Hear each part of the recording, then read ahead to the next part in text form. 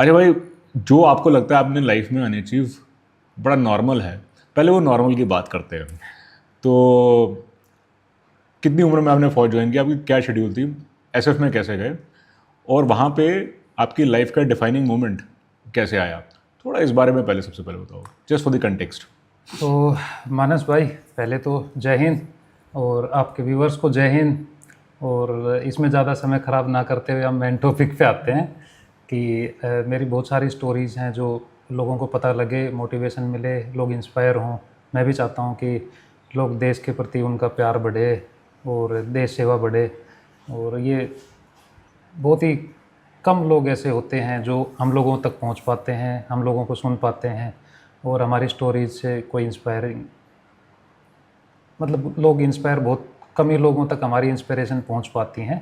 तो कोशिश करते हैं कुछ लोगों को और पहुंचे आज, और कुछ लोगों तक हमारी पहुंच बढ़े, और वहाँ तक भी हमारी स्टोरीज़ कहीं जाके और कहीं ना कहीं किसी के दिमाग और दिल में क्लिक करे। तो मानस भाई, क्या है कि मुझे सेना में जाने का इंस्पिरेशन, जहाँ तक मुझे ध्यान है कि मेरे मतलब गांव में ही एक भाई साहब थे बड़े, और पीटी इंस्ट्रक्टर थे वो। तो गांव में जब भी छुट्टी आते थे तो वो हमको लेके ग्राउंड में जाते थे, और उनकी बातें देख के मुझे लगा कि मुझे फ़ौज में जाना चाहिए। तो वहाँ से मेरा झुकाव शुरू हो गया था, और मैं तकरीबन वहाँ पे होऊंगा तो 5th 6th 7th क्लास के आसपास होऊंगा। 7th क्लास से तो मैंने ग्राउंड शुरू कर दिया था, और हम लोग इकट्ठे होकर 12-13 लोग इकट्ठे होकर ग्राउंड में जाते थे। 4 बजे से पहले उठ के वहाँ पहुँचना होता था, फिर वो हमारा पीटी कराते थे। तो वहाँ से मुझे लग गया था कि मुझे और कोई रास्ता मेरे लिए है नहीं, मेरा बस यही एक रास्ता है जहाँ पे जाके मैं अपना मतलब बाकी की ज़िंदगी मज़े से काट सकता हूँ। मुझे तो ये पहले तो ये लग रहा था। तो 17.5 साल के आसपास के एज में मैंने 4-5 जगह पहले भर्तियाँ देखी, और असली मोड़ तब आया जब मैं 2001 में, और बेंगलोर हम लोग चले गए थे। तो ये पैरा सेंटर का भर्ती रैली था, तो ओपन रैली था। तो इसमें चले गए तो हम लोग 4 लोग गए थे, दोस्त लोग। और उस टाइम पे क्या होता है, बाहर की इसलिए भी देखता था, मैं एक्चुअली हरियाणा से हूँ, और मेरे पापा क्या करते थे, मुझे पहले हरियाणा से बाहर की भर्ती के लिए 5,000 रुपये देते थे, और हरियाणा के अंदर की भर्ती के लिए 1,500 रुपये देते थे। तो 5,000 के चक्कर में हम बाहर की ज़्यादा कोशिश करते थे कि बाहर वाली भर्ती देखें, पैसे बन जाएंगे और थोड़ा मतलब घूम के आ जाएंगे, एंजॉय। तो रास्ते का तब से मतलब रिमोट अलाउंस का एक नहीं, टिकट विकेट नहीं लेते थे हम, वैसे ही जाते थे। और वो 5,000 मतलब पूरा खर्ची करने के लिए होते थे। तो एक आध दोस्त हो सकता है ये रेलवे मंत्री भी देख रहे हो कि टिकट विकेट नहीं लेते थे। तो उस टाइम पे हम लोग बेंगलोर गए। बेंगलोर तो पहली जो भर्ती रैली थी, तो वो मतलब उस टाइम पे मकसद ये था कि 5,000 रुपये मिल गए और अब इन्जॉय करना है। तो इन्जॉय भी क्या है कि वहाँ गए तो पहले दिन पहुँच गए थे, तो मूवी रिलीज़ हुई थी कोई, मुझे कुछ कहना है उस टाइम पे, तो मुझे अब उसकी स्टोरी भी याद नहीं अभी। तो वो मैंने एक बार देखी तो मुझे बड़ा मज़ा आ गया, और मैं रोने लग गया उसमें। पता नहीं स्टोरी तो क्या थी, लेकिन मैं रोया उसमें। और मैंने देखा तो फिर मैंने सोचा कि शाम वाला शो और देख लेता हूँ। मैंने शाम वाला भी देख लिया। अगले दिन सुबह की भर्ती थी। फिर मैंने रात को देख के डिसाइड कर लिया था, भर्ती छोड़ो, ये मूवी एक बार और देखता हूँ। तो मैंने अगले दिन सुबह 10:30 बजे का शो था, और 10:30 वाले के लिए सुबह ही टिकट के लिए लाइन लगा दी, और मैंने 10:30 वाला शो देखा। मेरे साथ वालों ने भर्ती देखी। तो आप भर्ती के लिए गए नहीं? नहीं, मैं अंदर गया ही नहीं। मैं मूवी देख के बाहर निकला, फिर मैं उनका वेट कर रहा था। तो वहाँ से पैराग्लाइडर उड़ रहे थे, पैरामोटर बोलते हैं उनको जी। तो सेंटर के ऊपर से ना वो पूरे पैराग्लाइडर उड़ते, और एक पैराशूट होता है, मशीन लगी होती है, तो वो लोग लेके उसको उड़ रहे थे। तो मैंने देखा, वो भाई ये क्या जुगाड़ है यार, ये तो अजीब सा दिख रहा है। और मतलब मैं वहाँ मैंने देखा, मैंने बोला बाढ़ में गई भर्ती, अब यहीं आना है। तो मैं एक्चुअली मुझे नहीं पता था कि पैरा वाले क्या होते हैं, पैरा वालों का क्या रोल होता है, स्पेशल फोर्सेज वगैरह क्या होती है, मुझे कुछ नहीं पता था उस टाइम में। मुझे बस वो दिख रहा था ये उड़ कैसे रहे हैं, और बस यही उड़ाना है, यही उड़ना है, और यहीं पे आना है। तो उसके बाद फिर मैंने, उससे पहले मेरी एक ज्वाइनिंग और आने वाली थी, और वो ज्वाइनिंग आ भी गई थी, वो मैंने स्किप करा, और मैंने बोला अब वहीं जाना है। तो फिर मूवी का क्या हुआ?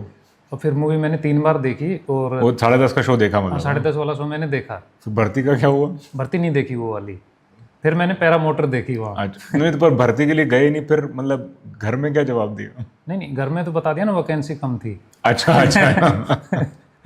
एक बार पहले भी ऐसे हुआ था जो बताया हमने कि वैकेंसी कम थी। तो तभी मूवी देखने चले गए थे? नहीं, तब मूवी नहीं, तब मतलब हम लोग घूमने के लिए गए थे, तो वहाँ भी वैकेंसी कम थी और यहाँ भी वैकेंसी कम थी। तो ये दोनों फिर दोबारा से हमने मेरे गांव के बगल वाले गांव के कुछ लोग थे वहाँ पे, जो जिन्होंने वो ट्रेनिंग कर रहे थे उस टाइम पे, वो टकरा गए थे। तो उनको हमने बोल दिया था कि आपके घर पे पूछते रहेंगे हम लोग, जब भी भर्ती होती है आप लोग बताना। तो उन्होंने बताया और उनके थ्रू फिर पता लगा नेक्स्ट वाली भर्ती में, फिर हम गए और हमने ज्वाइन किया। वो कहाँ थी? वो भी बाहर थी? 5,000 वाली थी या 1,500 वाली? नहीं, वहीं पे बेंगलोर, दोबारा से बेंगलोर गए, दोबारा 5,000 हाँ, मिले। फिर मूड बना के गए कि अब की बार होना है, और हो गए थे। अच्छा। तो ये तो रहा मेरा भर्ती होने का। उस टाइम पे मेरी एज थी 17.5 साल के आसपास, और मैंने +2 भी क्लियर नहीं किया था। मेरे 2 दिन तो मेरे एग्ज़ाम के 2 दिन बचे हुए थे, और मैंने वहाँ पे फिर, क्योंकि वहाँ से इतना मिल गया कि वहाँ थोड़ा सा देखा, उनकी ड्रेस वगैरह भी देखी, कैप देखी लाल वाली, तो बड़ा मज़ा आ गया देख के कि हाँ यार ये वाला है, कुछ फोर्स है। बाकी भी फोर्स देखी थी, मरून मेरे जब आपने देखी हाँ, तो लेकिन वो वाली देखी तो उनका थोड़ा रो भी अलग था कि यार जाना है तो यहाँ जाना है। तो मुझे वहाँ से लगा कि मुझे जाना चाहिए, और मैं गया। तो ये तो हो गया मेरा ज्वाइन करने का। फिर उसके बाद पहली पोस्टिंग मेरी JNK की रही, और JNK में जब हम लोग गए थे तो वहाँ बर्फ़ पड़ी हुई थी पूरी। ये सितंबर के आसपास की बात है। तो पूरा बर्फ़ में हमारा प्रोविज़न चला। तो प्रोविज़न 3 महीने के आसपास हमने पूरे बर्फ़ में ही रगड़ा खाया है। और प्रोविज़न में तो बस ये है कि जितना हो सके आदमी ये सोचता है यार क्यों ही आ गया था यहाँ पे, गलती कर लिया आके, ये सब। लेकिन एक बार ऐसी फीलिंग आती है? आती है, रोज़ आती है। रात को सोते टाइम आती है, सुबह उठते हैं तो फिर लगता है कि यार कर ही लेते हैं। रात को डेली ये प्लान बना के सोते हैं कि सुबह भाग जाएंगे यहाँ से, लेकिन जब सुबह होती है तो फिर लगता है यार कर ही लेते हैं। और डेली का यही है, अभी भी ऐसा ही है। अभी भी मैं डेली जब भी थकता हूँ मुझे लगता है यार क्या ज़िंदगी जी रहा हूँ, आराम से ठीक ठाक पेंशन मिल रही है, सब कुछ ठीक चल रहा है, फिर भी पता नहीं क्यों पहाड़ों में घूम रहा हूँ। लेकिन जब सुबह उठता हूँ, रात को शरीर भी दर्द करता है, लेकिन सुबह जब उठता हूँ तो मुझे लगता है छोड़ो यार वो कल की बात थी, आज तो सही उठा हूँ, फिर दोबारा शुरू हो जाता है। तो सेम ऐसा ही उस टाइम पे भी था। और प्रोविज़न जैसे हमारा पूरा हुआ, प्रोविज़न के बाद तकरीबन मैं रहा वहाँ पे 1-1.5 साल के आसपास JNK रहा। उसके बाद हम लोग प्लेन में आ गए थे नीचे कहीं, वहाँ से फिर मैं UN मिशन के लिए गया। UN मिशन के लिए जाके फिर वापस आने के बाद ये तकरीबन 2006 के आसपास की बात है। UN मिशन के लिए आप अफ्रीका में गए? अफ्रीका में गया, हाँ। कहाँ पे वो बता सकते हैं? कॉन्गो में। हाँ, तो मेरी यूनिट गई थी, यूनिट के साथ मैं वहाँ पे गया। उसके बाद फिर 2006 से लेके और 2011 तक मैंने स्पोर्ट्स क्लाइंबिंग किया है। उसमें जी तोड़ मेहनत किया है, इतना मेहनत किया है कि वो मेहनत मुझे आज काम आ रही है मेरे। आज भी मैं उस टाइम की मेहनत किए हुए की वजह से आज मैं फिट हूँ, और उसी की वजह से आज मेरा नकली पैर होते हुए भी मुझे पता नहीं लगता है कि मेरा पैर नकली है। वो फिजिकल फिटनेस मुझे आज तक काम आ रही है मेरे। तो वहाँ बहुत मेहनत किया है, वहाँ इतना मेहनत किया है कि वो हमने लगातार 11-11, 12-12 घंटे प्रैक्टिस किया है दीवार पे चढ़ने का। हमने 5 मिनट से टाइम कर करके 5 सेकंड 4 सेकंड तक स्पोर्ट्स क्लाइंबिंग का टाइम हम लोग लेके आए हैं। 1 मिनट पहले मेरे को बताओ, स्पोर्ट्स क्लाइंबिंग जो है ये मतलब यही वॉल क्लाइंबिंग जिसे कहते हैं? हाँ, artificial wall climbing. Artificial wall climbing. तो इसमें आप क्या कह रहे हो, 5 सेकंड में आपने वॉल क्लाइंब? 4 सेकंड भी किया है मेरा। कितनी बड़ी वॉल? का भी टाइम है ये 35 फीट के आसपास की दीवार होती है। आप बोल रहे हो आपने 35 फीट पे 4 सेकंड में क्लाइंब हाँ, कर उस लिया? टाइम पे होता था। उस टाइम मतलब आज भी होता है, इतना टाइम आता है लोगों का। लेकिन हम लोग ने क्या कर रखा था, अभी हमको उस टाइम पे ये नहीं पता था इंटरनेशनल स्टैंडर्ड या नेशनल स्टैंडर्ड स्पोर्ट्स के होते कैसे हैं, क्या है। तो हम लोगों को केवल आपस में इंटर यूनिट कॉम्पिटिशन के लिए एक दीवार दी गई थी, और बस उस दीवार पे चढ़ना है, चढ़ना है और चढ़ना है, ये हमारा यही काम था। तो एक तो अभी जो करते हैं रूट सेट होता है उसमें, तो रूट सेट के टाइम पे हर बार आपको नए होल्ड अलग जगह पे मिलेंगे, तो आपको ये पता नहीं रहेगा कि कौन सा होल्ड कहाँ पे है। नीचे से आप एक बार उसको देखेंगे और उस पर चढ़ेंगे। तो लेकिन हमारे पास तो पिछले 5 साल से वही होल्ड लगातार एक जैसे लगे हुए थे, इस वजह से हमने टाइम इतना तोड़ दिया था। मतलब एक ही तरह के होल्ड जो नहीं, मैं समझ गया कि आपका पाँव पंजा कहाँ पड़ेगा, वो पैटर्न बड़े क्लियर थे आपको। वो हमारे माइंड में सेट हो चुका था, सबकॉन्शियस माइंड में सेट हो चुका था, और हमको केवल बस दौड़ना था उस पर। तो आंख बंद करके भी चढ़ सकते थे? हाँ बिल्कुल। तो ये हमारी हालत वहाँ पे हो गई थी। और जब 35 फुट की दीवार 4 सेकंड में 4 सेकंड चढ़े थे? हाँ, चढ़ते थे।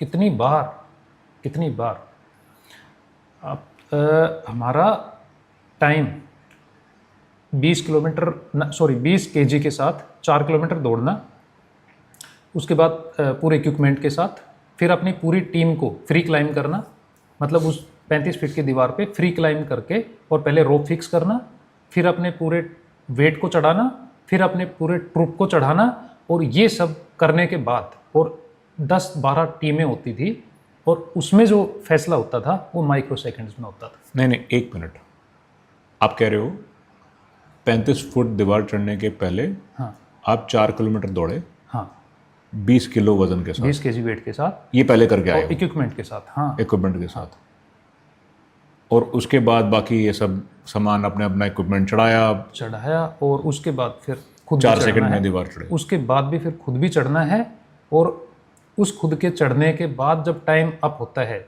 मतलब जब फिनिश होता है, तो जब रिजल्ट निकलता है तो माइक्रो सेकंड्स में रिजल्ट। स्टॉप वॉच से कैलकुलेट करके। हाँ, तो हम लोग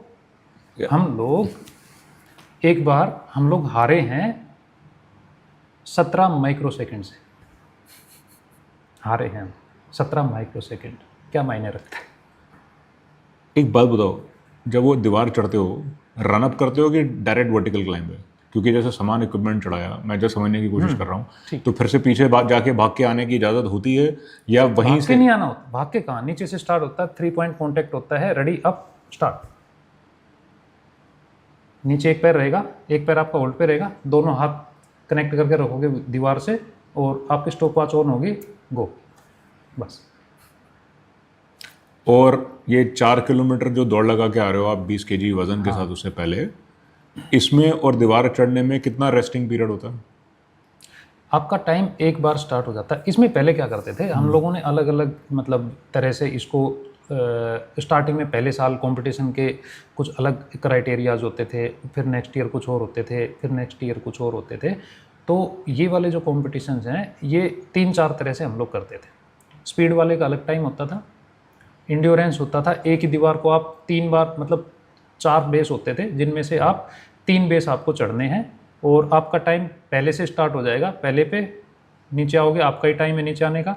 तो जो पीछे ब्लेयर होता है ना, तो वो क्या करता है, नीचे उतारने के लिए वो एक बार रोप को छोड़ता है और पकड़ता है, इतनी देर में आप नीचे होते हो, माइक्रो सेकंड में आप नीचे टच करते हो और आप अपना कैराबिनर रास्ते में खोल लेते हो और नीचे एक बार आपने बॉडी मतलब ज़मीन पे टच किया, थोड़ा सा घुटना बेंड किया, ऊपर उठते टाइम मतलब टच करके उठते टाइम में आप रोप को निकाल लेते हो और तब तक दूसरा लगा के दूसरा स्टार्ट। इतना फास्ट एक्शन।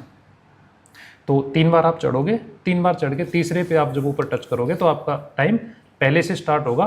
तो पहला चढ़ा नीचे, दूसरा चढ़ा नीचे, तीसरा चढ़ के ऊपर टच किया, वहाँ पे आपका फिनिश हो जाएगा। तो वो तीनों का टाइम काउंट होगा। एक तो ये इवेंट हो गया। दूसरा स्पीड होगा, स्पीड एक ही बार आपने चढ़ा और पूरा ऊपर तक होगा। फिर एक होता था हमारा कि जुमार से आपने 20 केजी का वेट कैरी करना है और जुमार से लेके उसको चढ़ना है। तो ये 3 तरह के इवेंट हमने स्टार्टिंग में किए। फिर एक बार बीच में कोई ट्विस्ट लेके आगे कि आपको यहाँ से क्लाइंब करना है और मतलब 8 पैनल लगे हुए हैं बड़े बड़े, 8 मतलब जितनी हाइट 35 फीट, इतनी 40 फीट के आसपास चौड़ाई उसकी थी। यहाँ से स्टार्ट करोगे, आप राइट में जाओगे, फिर लेफ्ट में आओगे, फिर क्लाइंब करते करते फिर राइट में जाओगे, फिर लेफ्ट में फिनिश करोगे। तो ऐसे भी हुए हैं। उसमें पैर भी टूटा हमारे बंदों का, जान भी गई है बंदों की, और कितने सारे लोगों के तो मेरे सामने पैर टूटे हैं। तो मेरा खुद का एक बार मैं ऊपर से ही फ्री ड्रॉप हो गया था मैं, और पीछे वाला जो ब्ले वाला रोप था वो मैंने टच करके मतलब दीवार को पुश करके मैंने पीछे वाला रोप पकड़ा था, मेरे पूरी हड्डी यहाँ से निकल गई थी। तो दीवार पे आप ऐसे zigzag चढ़ रहे हो हैं? हाँ, तो ऐसे भी कई बार हुआ है। एक बार मेरे हाथ ने साथ छोड़ दिया था और मेरे यहाँ पे या पता नहीं यहाँ पे दोनों में से एक जगह है जहाँ पे कट लगा था, टाँके लगे थे 2-3। कंपटीशन परसों के दिन कंपटीशन है, आज मेरा ये हाथ ने साथ छोड़ दिया एकदम से। पुशअप करते टाइम वार्म अप होता है, कम से कम 20 बार तो दिन में वार्म अप होता है, और एक बार वार्म अप के लिए आप 3-4 किलोमीटर का रन लेते हो, फिर एक्सरसाइज करते हो बॉडी वार्म अप के लिए।